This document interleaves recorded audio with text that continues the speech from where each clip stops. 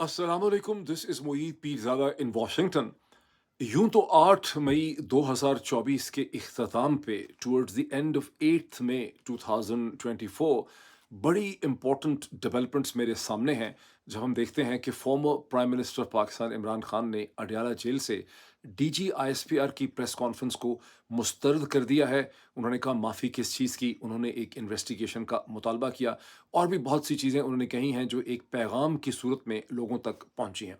हम ये भी देखते हैं कि farmer first lady of Pakistan Bushra Bibi जो हैं वो इस्लामाबाद हाई कोर्ट में अपनी कानूनी जंग को जीत के अब बनी गाला से अडयाला के जेल में अपने सामान के साथ पहुंच गई हैं।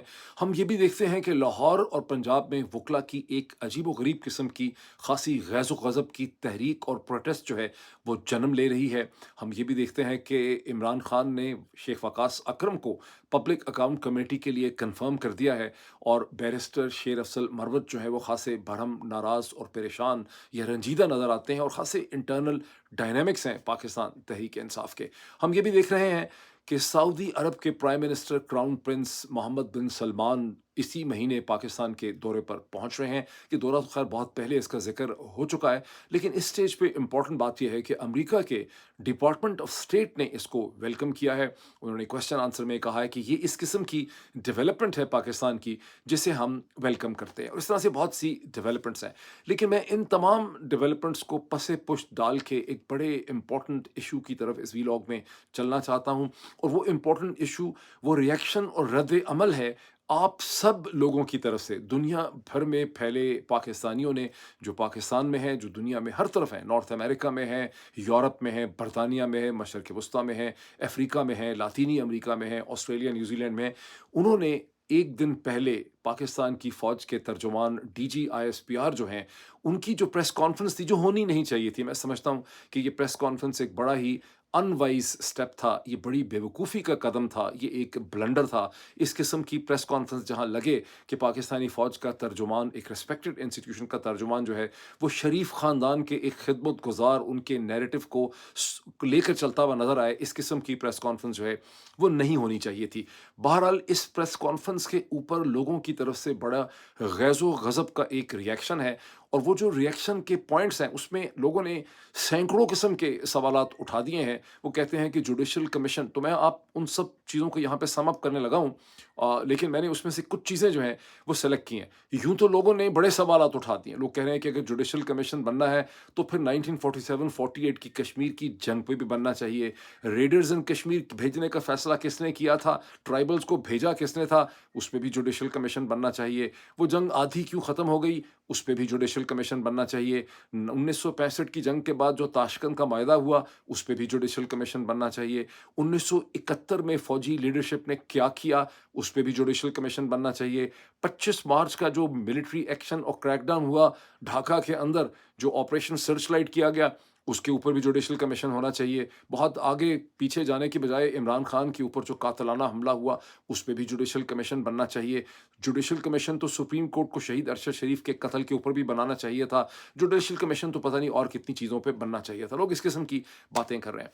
लेकिन मैंने कुछ पॉइंट्स बड़े इम्पोर्टेंट जो है मैं समझता हूँ, मैंने सेलेक्ट किए हैं डीजी आईएसपीआर साहब के लिए। ये 2 पेजेज़ मेरे सामने हैं। मैं एक-एक करके, मुझे इजाज़त दें कि इन नुक्तों को, इन नुकात को देख के मैं बात कर सकूँ। देखिए, जो रिस्पॉन्स मैं आपके सामने ला रहा हूँ ये बेसिकली तौर पे आपका रिस्पॉन्स है, ये पब्लिक का रिस्पॉन्स है। मैंने इसको डिस्टिल किया है, और ये बड़े पेनफुल सवालात हैं पाकिस्तानी लोगों की तरफ से। ये पेनफुल क्यों हैं? ये पेनफुल इसलिए हैं कि अनलाइक द पाकिस्तानी लिबरल्स, जो कि मगरिब के एनजीओज़ ने पाले हुए हैं, और जो मगरिब के एनजीओज़ की नब्ज़ देख के ऑन एंड ऑफ पाकिस्तान की अफ़वाज के ख़िलाफ़ या उसके फ़ेवर में पोज़ीशन लेते रहते हैं। बिल्कुल, ये अब तक आपको सिचुएशन क्लियर हो गई होगी।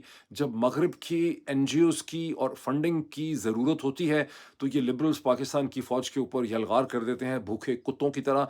जब इसे कहते हैं उनकी ज़रूरत नहीं होती, जैसे आजकल उनके इंटरेस्ट और पाकिस्तान की इस्टेब्लिशमेंट के इंटरेस्ट चूँकि एक हैं, इसलिए देख रहे हैं कि सारे लिबरल्स जो हैं ये बड़े आराम से हैं, बल्कि ये अक्सर पाकिस्तान की इस्टेब्लिशमेंट को सपोर्ट करते नज़र आते हैं। पाकिस्तान के लोगों का, आप सबका जो पर्सपेक्टिव है इससे बड़ा डिफरेंट है। पाकिस्तान के लोग ये समझते हैं कि वो افواج پاکستان سے محبت کرتے رہے ہیں، کرتے ہیں۔ افواج Pakistan and the army of Pakistan جو ہے وہ ایک بہت ہی امپورٹنٹ رشتہ ہے پاکستان کے لوگوں کا، بیکاز پاکستان کے لوگوں نے اس فوج کو اپنی قربانیوں سے پالا ہے، اس کے لیے انہوں نے اپنے بچے دیے ہیں۔ یہ شہید جو ہیں یہ پاکستان کی ماؤں نے پیدا کی ہیں، یہ جی ایچ کیو نے نہیں پیدا کیے۔ اسی طرح پاکستان کے لوگوں نے ٹیکسز دے کے ہر چیز پہ، تو پاکستان پہ امپورٹ کے اوپر بڑے ہیوی ٹیکسز ہیں، اور جو پاکستانی تارکین وطن خاص کر کے جو مشرق وسطیٰ میں کام کرتے ہیں، جو دبئی میں ہیں، جو ابو دھابی میں ہیں، جو قطر میں ہیں، جو بحرین میں ہیں، جو عمان میں ہیں، جو سب سے بڑھ کے سعودی عرب میں ہیں، یہی تو وہ لوگ ہیں جو اپنا پیٹ کاٹ کے پاکستان کی ملٹری اسٹیبلشمنٹ کو پالتے ہیں، جس کے اوپر ڈی ایچ اے کے الے تلے چلتے ہیں۔ تو یہ تمام لوگ جو ہیں یہ پاکستان کی فوج سے محبت کرتے ہیں، لیکن یہ جو لوگ ہیں یہ محسوس کرتی ہے پاکستانی پبلک کہ اس وقت کی جو لیڈرشپ ہے یہ اس فوج کو اب ریپرزینٹ ہی نہیں کرتی جس سے کہ لوگ محبت کرتے ہیں۔ یہ 1965 کی فوج جو ہے یہ اس کی روایات کی امین نہیں ہے، بلکہ آج بدقسمتی سے جو ٹاپ لیڈرشپ ہے وہ شریف اور زرداری خاندان کی اعلی کار یا ان کو ڈیفینڈ کرتے نظر آتی ہے، ان کے انٹرسٹ کو پروٹیکٹ کرتے ہوئے ان کے سیاسی ایجنڈے کو آگے بڑھاتی نظر آتی ہے۔ تو اسی تناظر میں یہ بڑے پینفل قسم کے، تکلیف دہ قسم کے سوالات ہیں، کیونکہ جو پبلک کے یہ سوالات ہیں جو میں نے دیکھے ہیں واٹس ایپ ڈفرینٹ جگہوں پہ، یہ پبلک یہ محسوس کرتی ہے کہ موجودہ لیڈرشپ جو ہے وہ اپنے آپ کو پاکستان آرمی کے مقدس نام کے پیچھے، پاکستان آرمی کے سیکرٹ اور مقدس نام اور اس کی روایات کے پیچھے چھپا رہی ہے، شہداء کے نام اور شہداء کی قربانیوں کے پیچھے چھپا رہی ہے، اور در حقیقت جو چیز کی جا رہی ہے وہ خالصتاً شریف اور زرداری خاندان کا ایک سیاسی ایجنڈا ہے۔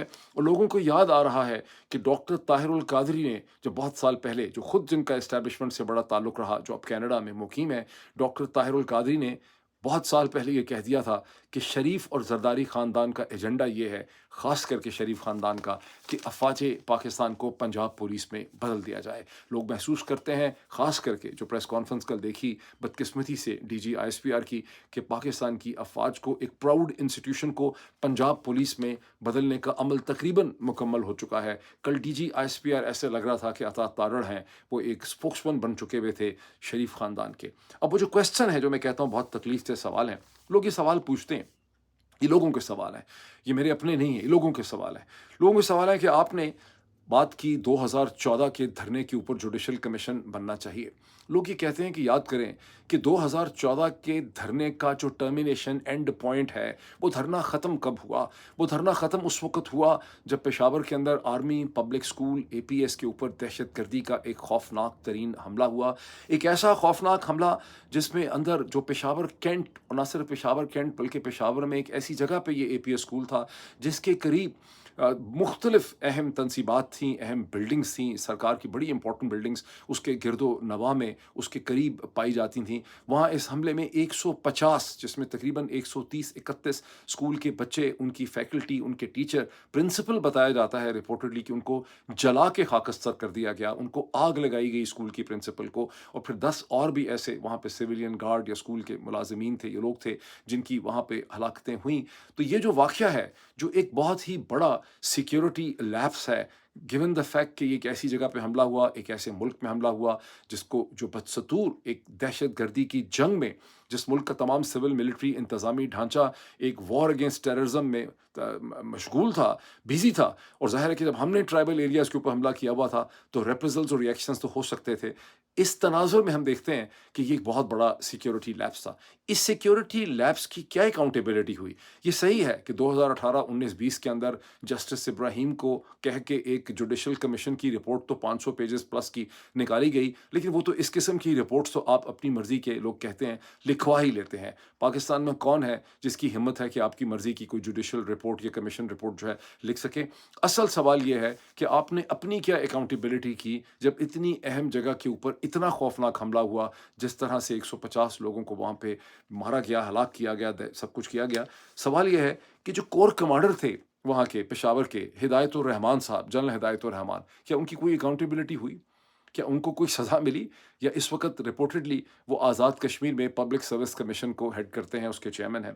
پھر جو سیکیورٹی کے پشاور کینٹ میں انچارج تھے، بریگیڈیئر عنایت ولی، بریگیڈیئر عنایت ولی جو ہیں انہیں پروموٹ کر دیا گیا. کیا یہ صحیح ہے کہ وہ پروموٹ ہو کے میجر جنرل بنے اور اس وقت غالباً وہ وائس نائب chief of the general staff CGS جو ہیں وہ لگے ہوئے ہیں؟ یہ فیکٹس تو ظاہر ہے ویریفائی کیے جا سکتے ہیں, لوگ لکھ رہے ہیں واٹس ایپ کے اوپر. پھر ایک دوسرا سوال ہے, اس کو لوگ کمپیئر کر رہے ہیں کہ یہ تو ایک تو آپ نے دھرنے کی بات کی, دوسرا اکاؤنٹیبلٹی ہوئی ہے کور کمانڈر لاہور کی جس کو سیک کر دیا گیا اس کی انیفیشنسی انکمپیٹنس پہ. تو پیچھے روایات کیا ہے, ابھی میں اس کو سوال کو ذرا کنکلوڈ کرتا ہوں. دوسرا سوال لے لیں, اور دوسرا سوال میں چاہتا ہوں کہ SPR والے ذرا اچھی طرح سے لکھ لیں کہ اکتوبر 2009 میں جب GHQ کے اوپر حملہ ہوتا ہے, ایک پورا دن تقریباً جو ہے وہ GHQ کے اوپر پنجابی طالبان جو ہیں TTP پنجاب کا جو فیکشن ہے وہ قبضہ کر لیتا ہے, doctor Usman and all that. یہ ایک نیوکلیئر ملک ہے, یہاں یہ دھڑا اندر گھس جاتا ہے, اور بعد میں پتہ چلتا ہے کہ ان کا گول یہ تھا کہ انہوں نے پاکستان کے آرمی چیف جو ہیں ان کو یرغمال بنانا تھا. 22 لوگوں کو تو انہوں نے یرغمال بنایا ہی ہوا تھا جب اس میں آپریشن جان باز کا کلیئرنس آپریشن ہوتا ہے.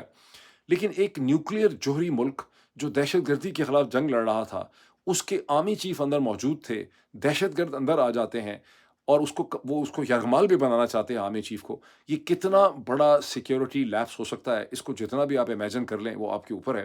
لیکن اس کی رسپانسبلٹی کس کے اوپر لگائی گئی؟ کیا اس کی اکاؤنٹیبلٹی ہوئی؟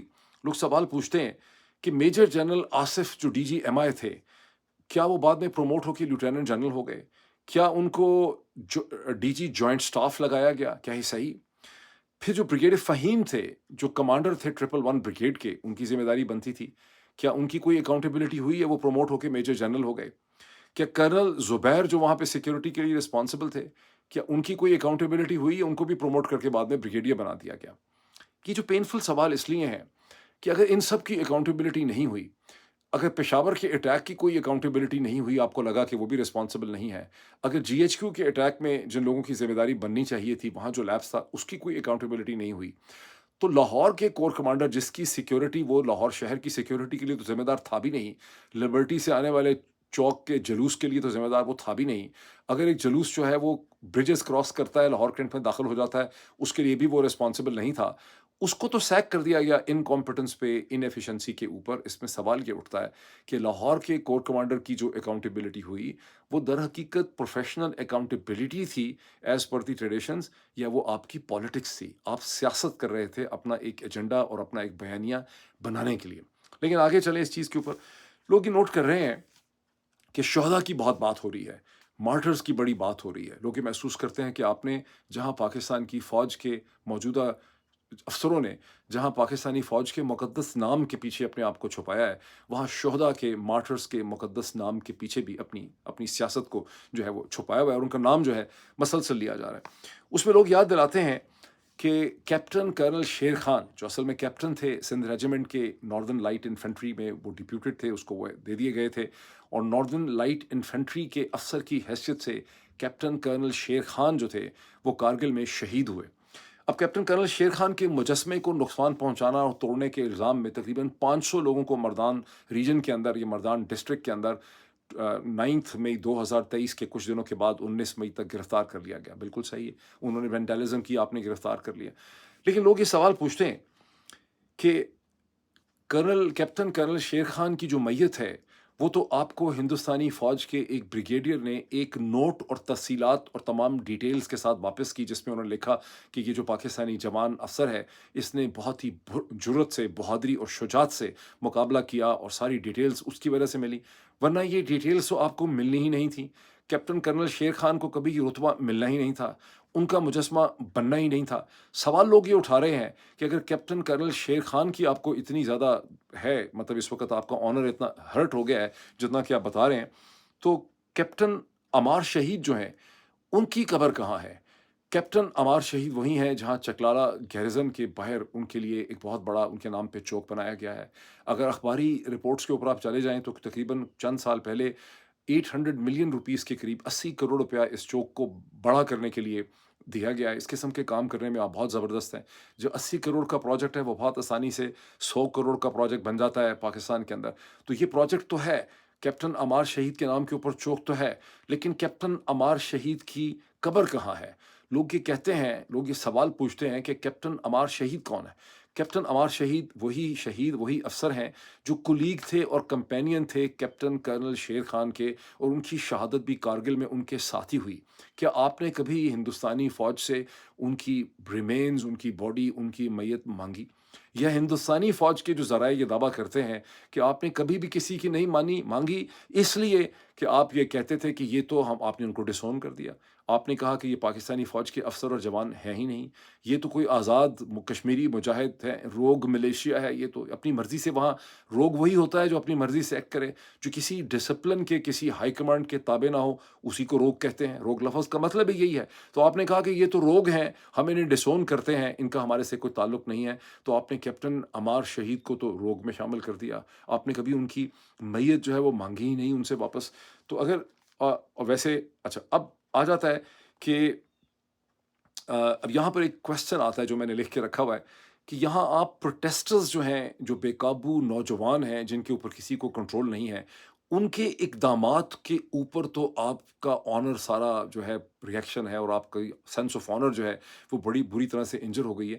لیکن جو بکھرے ہوئے عوام یا نوجوان ہیں جو کسی بھی وجہ سے بکھرے ہوں، اس کے بارے میں ہماری بڑی آرگومنٹ اور ایکسپلینیشن ہے کہ ان کو کس نے مس لیڈ کیا اس پوری چیز میں، کس طرح سے آپ نے ان کو بیوقوف بنایا، اور آپ کے لوگ جو تھے وہ کراؤڈز میں پینیٹریٹ تھے اور آپ کے سب کچھ کروانا چاہتے تھے، جس کا میں بھی مزید ذکر کرتا ہوں۔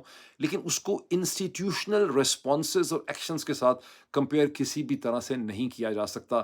وہ جو 500 نوجوان آپ نے مردان میں پکڑ لیے کیپٹن کرنل شیر خان کے مجسمے کو نقصان پہنچانے کے لیے، جو چیز امپورٹنٹ ہے میں آپ کو یاد کرواؤں گا کہ ایک شخص جس کا نام فلائٹ لیوٹیننٹ متی الرحمان تھا، 2006 میں بنگلہ دیش نے فلائٹ لیوٹیننٹ انسٹرکٹر متی الرحمان کے ریمینز آپ سے بڑی پروٹریکٹڈ نیگوسیشن کر کے انہوں نے واپس حاصل کیے، بیکاز انہوں نے فلائٹ لیوٹیننٹ متی الرحمان کو ایک نیشنل ہیرو کا انہوں نے خطاب دیا۔ یہ کون تھا متی الرحمان؟ یہ متی الرحمان وہی تھا جو فلائٹ انسٹرکٹر تھا جناب راشد منہاس شہید کے جہاز کے اندر، جو 1971 میں جب جہاز کو ہائی جیک کرنے یا ڈائیورٹ کرنے کی کوشش جو ہے وہ کی گئی تھی۔ بنگلہ دیش نے تو ان کے ریمینز مانگ لیے۔ جب بنگلہ دیش نے اس کے ریمینز مانے، اسے آنر کیا، تو کیا آپ نے جواب میں آپ نے کیا کیا؟ کیا آپ نے بنگلہ دیش سے میجر اکرم شہید اور میجر طفیل شہید کے ریمینز اس اسٹیج کے اوپر واپس مانگے جو بنگلہ دیش میں دفن تھے؟ یہ نہیں مانگے، یا آپ کو لگا کہ یہ اس کی کوئی ضرورت ہی نہیں ہے؟ یہ سوال اس لیے امپورٹنٹ ہے کہ آج آپ اپنے آپ کو اپنے سیاسی مقاصد میں شہداء کے نام کے پیچھے اور پاکستان کی فوج کے سیکرٹ مقدس نام کے پیچھے چھپا کے کچھ لوگ اور کچھ افسر جو ہیں طاقتور اپنی سیاست کھیل رہے ہیں، شریف خاندان کی سیاست، زرداری خاندان کی سیاست۔ لیکن اصل میں ان چیزوں سے یہ پتہ چلتا ہے کہ نہ شہداء کی کسی کو فکر ہے، نہ ایکچوئل ڈسپلن اور اکاؤنٹیبلٹی یہاں پہ ایشو ہے۔ یہاں سارا کا سارا مسئلہ جو ہے وہ سیاسی قسم کا ہے۔ لوگ یہ محسوس کرتے ہیں، یہ سب لوگوں کے کامنٹس ہیں جو میں نے دیکھے ہیں، اور میں اس میں سے میں نے یہ وی لاگ جو ہے یہ بنایا ہے۔ لوگ یہ سمجھتے ہیں کہ یہ یوسف اور زلیخا کا قصہ ہے، جس طرح سے زلیخا نے according to the biblical story, جس طرح سے زلیخا نے اپنے کپڑے اور اپنی قمیض چاک کر کے اور پھاڑ کے الزام یوسف پہ لگا دیا تھا، 9 مئی بھی یوسف اور زلیخا کا یہ قصہ ہے، جہاں آپ کے 3-4 بنیادی مقاصد تھے۔ سپریم کورٹ آف پاکستان 14 مئی کو پنجاب میں الیکشن کا حکم دے چکی تھی، خیبر پختونخوا کے الیکشن کا بھی مسئلہ وہاں پہ تھا، جوڈیشری کے پاس ان کو سمجھ ہی نہیں آ رہی تھی کہ اس کانسٹیٹیوشنل کرائسس کو کیسے ہینڈل کریں۔ آپ کو خطرہ یہ تھا کہ لوگ پرامن طور پہ سڑکوں پہ نکلیں گے، ہزاروں لاکھوں لوگ نکل آئیں گے عمران خان کے اشارے کے اوپر الیکشن کے اوپر پروٹیسٹ کرنے کے لیے۔ آپ کو ڈر تھا میڈیا کا، آپ نے کنٹرول کرنا تھا، جوڈیشری کو ڈیفینسو پہ ڈالنا تھا، آپ نے لوگوں کا جو سول رائٹ تھا پروٹیسٹ کرنے کا وہ آپ نے ڈی لیجیٹیمائز کرنا تھا، وہ آپ نے چھیننا تھا۔ یہ وہی تناظر ہے جس میں مئی 9 کے مسٹیریس واقعات ہوتے ہیں، اور جب کبھی بھی اس کی ایک آزادانہ فیئر انویسٹیگیشن ٹرانسپیرنٹ ہوگی تو اصل جو کردار ہیں مئی 9 کے وہ بے نقاب ہوں گے، اور ان کی اصل انٹینشنز بھی دنیا کے سامنے آ جائیں گی۔ اب ڈیولپمنٹس اور بھی تھیں جیسے میں نے کہا، لیکن وہ میں ایک اگلے ویلاگ کے اندر ڈسکس کروں گا۔ Thank you.